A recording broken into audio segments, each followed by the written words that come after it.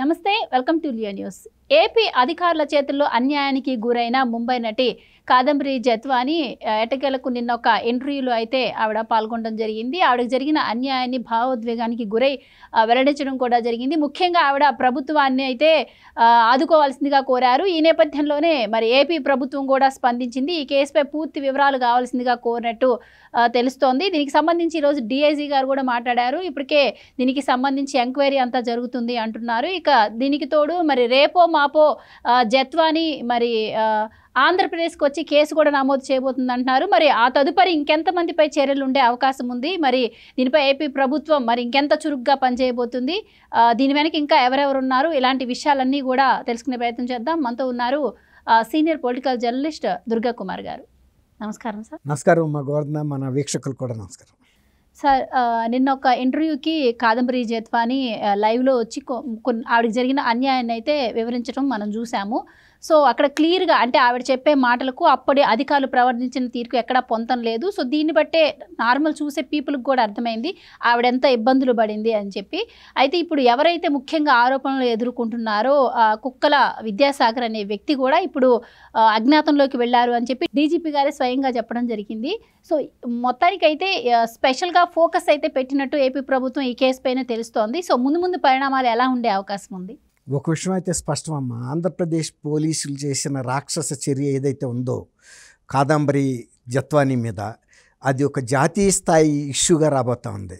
అది ఇప్పటికే ఆమె మీద ఢిల్లీలో, గుర్గాంలో, వెస్ట్ బెంగాల్లో, ఉత్తరప్రదేశ్లో కూడా కేసులు పెట్టారంటే ఆమెను ఎంత వేధిస్తున్నారంటే, మన ఈ కేసును కనుక చూస్తుంటే నర్సీపట్నంలో డాక్టర్ సుధాకర్ గారిని ఎలా అయితే వేధించారో పోలీసులు వెంటపడి, ఇది కూడా అలాంటి కేసే.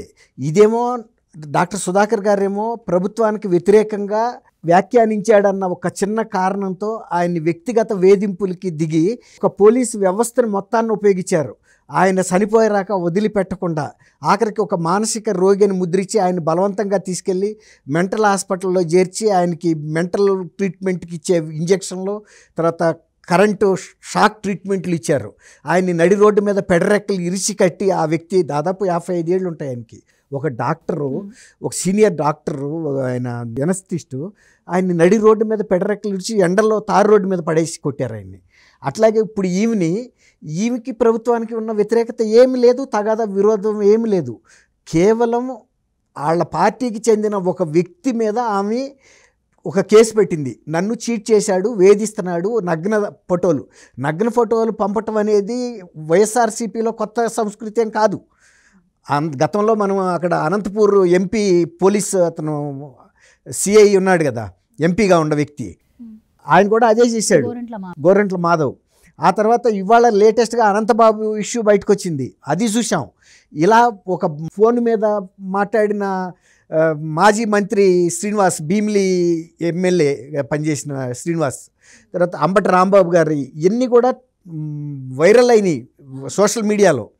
ఇప్పుడు ఇది లేటెస్ట్గా ఇతను కుక్కల నాగేశ్వరరావు అని, అంతకుముందు ఆయన ఎమ్మెల్యేగా మంత్రిగా ఉన్న వ్యక్తి కుమారుడు విద్యాసాగర్, అతను 2014లో పెన్మనూరు నుంచి వైఎస్ఆర్సీపీ తరఫున పోటీ చేసిన వ్యక్తి. ఆమెకి ఒక ఫంక్షన్లో ఈ అమ్మాయికి కాదంబరి జత్వానికి పరిచయం అయ్యి, అసలు కాదంబరి జత్వాని ఆంధ్రప్రదేశ్తో కానీ ఆంధ్రప్రదేశ్ ప్రభుత్వంతో కానీ తెలుగు వాళ్ళకి ఎవరికి అసలు ఆమె పరిచయమే లేదు. ఆమె బొంబాయిలో తను బహుశా నేను అనుకోవటం ఒక నటిగానే కాకుండా బహుశా టీవీ నటి అయ్యి ఉండొచ్చు, అలాగే మోడల్ కూడా అయ్యి ఉండొచ్చు. తను మానాన్ని తను బతుకుతున్న వ్యక్తి. అట్లాంటి వ్యక్తి ఈయనతో పరిచయం అయిన తర్వాత ఇతను పెళ్లి చేసుకోమని ఆమెని వేధిస్తూ ఒక నగ్న ఫోటోలు ఆమెకి పంపిస్తూ వేధిస్తుంటే దాని మీద ఈ అమ్మాయి కేసు పెట్టింది. కేసు పెడితే ఈమె తన మీద కేసు పెట్టిందన్న కక్షతో ఇక్కడ ప్రభుత్వంలో పెద్దలకి చెప్పుకున్నాడు ఆయన. ఆ అమ్మాయి నన్ను ఈ రకంగా కేసు పెట్టింది నా మీద, అదిలో బొంబాయిలో పెట్టింది. బొంబాయిలో పెట్టినప్పుడు కేసు నేషనల్ వైడ్ అటెన్షన్ వస్తుంది కదా, అందుకని ఆ అమ్మాయిని ఏం చేశారంటే వాళ్ళ ఫ్యామిలీ మొత్తాన్ని ఇక్కడ అధికారికంగా పోలీసు ఎవరు టాటా, ఆయన పేరేంటి, విజయవాడ కాంతిరాణా టాటా అండ్ విశాల్ గున్ని, ఆయనేమో పోలీస్ కమిషనరు, ఈయన కృష్ణా జిల్లా ఎస్పీ అయి ఉంటుంది. వీళ్ళిద్దరు ప్రమేయంతో ప్రభుత్వంలో పెద్దలు చెప్పారు ఆ అమ్మాయిని వాళ్ళ కుటుంబాన్ని తీసుకొచ్చి ఆ కేసు ఉపసంహరించమని.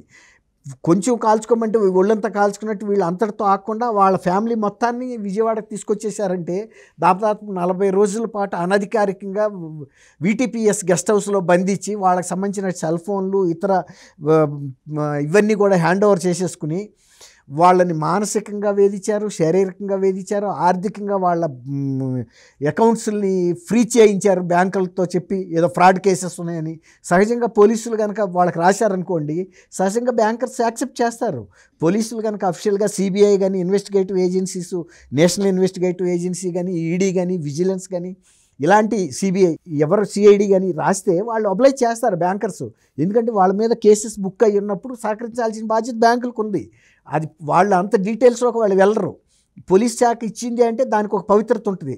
ఈ రకంగా వాళ్ళ కుటుంబం సభ్యులను కూడా వాళ్ళు తీసుకొచ్చి ఇక్కడ అనధికారికంగా అరెస్ట్ చూపించకుండా వాళ్ళని కిడ్నాప్ చేసినంత పనిచేసి వేధించారంటే, ఇప్పుడు ఆ అమ్మాయి నిన్న మీరు చెప్పారు, ఇప్పుడు నేషనల్ మీడియాలో బయటకు వచ్చి చెప్పింది, మొత్తం ఫోకస్ అయింది. తర్వాత లోయర్ ఆఫీసర్స్ ఎవరైతే ఈ కేసులో ఇన్వాల్వ్ అయ్యారో వాళ్ళు డైరెక్ట్గా ఈ ఇంటెలిజెన్స్కి సిఐడి వాళ్ళకి చెప్పేశారు.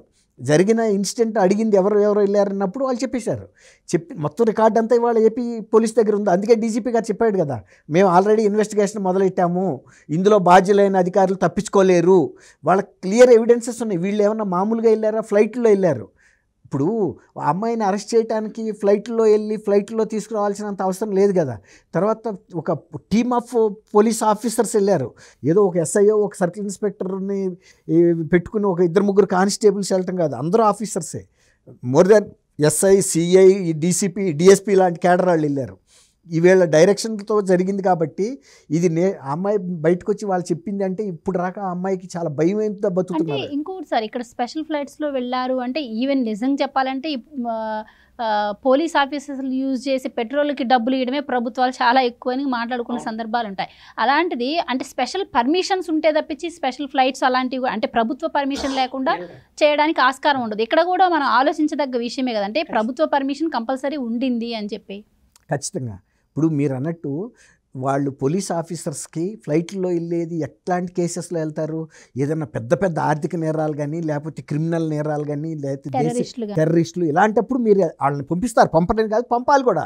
ఎందుకంటే దేశ భద్రత కన్నా ముఖ్యమైన అంశాలు ఏమి ఉండవు. ఇప్పుడు మొన్న సబ్ కలెక్టర్ ఆఫీసు తగలబడింది కదా, రికార్డు అంతా తగలబెట్టినప్పుడు మదనపల్లిలో, అప్పుడు ఇక్కడ నుంచి స్పెషల్ హెలికాప్టర్స్ కూడా పంపాలి కూడా. ఎందుకంటే ప్రజలకు సంబంధించిన అంశాలు ఉన్నప్పుడు ప్రజల డబ్బుతో వెళ్ళి వాటిని ప్రజల కోసం ఇన్వెస్టిగేషన్ చేసే సందర్భాల్లో ఖచ్చితంగా పంపుతారు. కానీ ఇది ఆ అమ్మాయి కాదంబరి జత్వానీకిను ఈ కేసుతో ఆంధ్రప్రదేశ్ ప్రజలకి ఏమన్నా ముఖ్యమైన కేసు ఏమన్నా ఉందా? అది అతను విద్యాసాగర్కి సంబంధించిన కేసు. అది వాళ్ళ పార్టీ నాయకుడు, అతన్ని సేవ్ చేయటం కోసం ఆ అమ్మాయి అక్కడ కనుక కేసు పెడితే ఇది నేషనల్ వైడ్ ప్రచారం దొరుకుతుంది. ఇతని మీద కేసు కూడా ఇప్పుడు వీళ్ళు ఇన్ఫ్లుయెన్స్ చేయలేరు అక్కడ. కాబట్టి ఆ ఈఎంఐ మీద రివర్స్ కేసు పెట్టి ఇక్కడ తీసుకొచ్చి ఫోర్జరీ డాక్యుమెంట్స్ క్రియేట్ చేసి ఆ అమ్మాయిని ఇరికిచ్చారు ఈ కేసులన్నింటిలో. ఇప్పుడు ఆమె చెబుతుంది కదా, నా మీద పెట్టిన ఫోర్జరీ కేసెస్ కూడా విత్డ్రా చేయమని ఆమె నిన్న నేషనల్ మీడియాలో మాట్లాడినప్పుడు భావోద్వేగానికి గురై చెప్పింది. మొత్తం అంతా పోసగుచ్చినట్టు చెప్పింది. ఇందులో ఆమె అబద్ధం చెప్పడానికి ఏం ఆస్కారం లేదు. ఈ మొత్తం వ్యవహారంలో కూడా అంటే ప్రభుత్వం పాత్ర ఎంత ఉంది అన్నది తీసి పక్కన పెడితే, ఎందుకంటే ప్రభుత్వం సవ్యంగా నడవలేదు అని చెప్పి మనం చెప్పుకుంటూనే ఉన్నాం. అంటే సాక్షాత్తు ఒక ముఖ్యమంత్రి మీరు చెప్పినట్టు కొన్ని కేసుల్లో ఇరుక్కొని ఉన్నటువంటి వ్యక్తి. సో అతన్ని తీసి పక్కన పెడితే ఈ ఐపీఎస్లు వీళ్ళు ఎవరైతే ఉన్నారో ముఖ్యంగా వీళ్ళ పాత్ర గురించే చర్చ ఎక్కువ జరుగుతూ ఉంది. వివేకానందరెడ్డి హత్య కేసులో అవినాష్ రెడ్డిని అరెస్ట్ చేయడానికి వెళ్ళినప్పుడు కడప పోలీసులు చూపిన అత్యుత్సాహం కావచ్చు, రఘురామరాజుని అరెస్ట్ చేయడానికి పోయినప్పుడు అప్పుడు అరెస్ట్ చేసిన తీరు కావచ్చు, ఇలా చెప్పుకుంటూ పోతే గులకరాయి ఘటన కావచ్చు, విజయవాడలో గులకరాయి ఘటన జరిగినప్పుడు స్వయంగా ఎలక్షన్ కమిషనే క్రాంతిరాణ టాటాను తప్పించింది ఆ టైంలో కావచ్చు. ఇలా చెప్పుకుంటూ పోతే పిఎస్ఆర్ ఆంజనేయులు అని చెప్పి సునీల్ కుమార్, విశాల్ గున్ని, వీళ్ళందరి తీరు అంటే వీళ్ళందరూ కూడా ఇప్పుడు జైలుకి వెళ్ళక తప్పదంటారా? అంటే ఈవెన్ తప్పు చేసినప్పుడు ఎవరైనా ఒకటే అంటారు. ఇప్పటి వరకు కూడా వీళ్ళని డీజీపీ ఆఫీస్లో రిపోర్ట్ చేయమని మాత్రమే ఆదేశాలు ఉన్నాయి. ఇవన్నీ కానీ ప్రూవ్ అయితే వీళ్ళందరికీ శిక్ష పడాల్సిన అవసరం ఉందంటారా? ఇది పోలీసులకి ఇంకా కొంచెం డబుల్ సెక్షన్ ఉంటుందమ్మా. ఎందుకంటే వాళ్ళకు ఉన్నటువంటి అధికారాలని దుర్వినియోగం చేశారు. వాళ్ళు ఒక సివిలియన్స్ అయితే ఇంత శిక్ష ఉండదు. ఎందుకంటే వాళ్ళకి ప్రభుత్వం ద్వారా సంక్రమించినటువంటి, రాజ్యాంగం ద్వారా సంక్రమించిన అధికారాలని దుర్వినియోగం చేసి అమాయకులైన వ్యక్తుల్ని ఇలాంటి అక్రమ కేసుల్లో ఇరికించడానికి దుర్వినియోగం చేశారు. కాబట్టి వీళ్ళ మీద విచారణ కఠినంగా ఉంటుంది, వీళ్ళకి పడే శిక్షలు కూడా కఠినంగా ఉంటాయి. ఎందుకంటే కస్టోడియల్ డెత్స్ ఏదైతే ఉంటాయో, పోలీసు కస్టడీలో జరిగే దౌర్జన్యం కానీ హింస కానీ తీవ్రత ఎక్కువగా పరిగణిస్తాయి న్యాయస్థానాలు కూడా. ఇప్పుడు మీరు అన్నారు చూసారా, ఈ కేసుని చాలా స్పెషల్గా ట్రీట్ చేయాల్సిన అవసరం ఉంటుంది.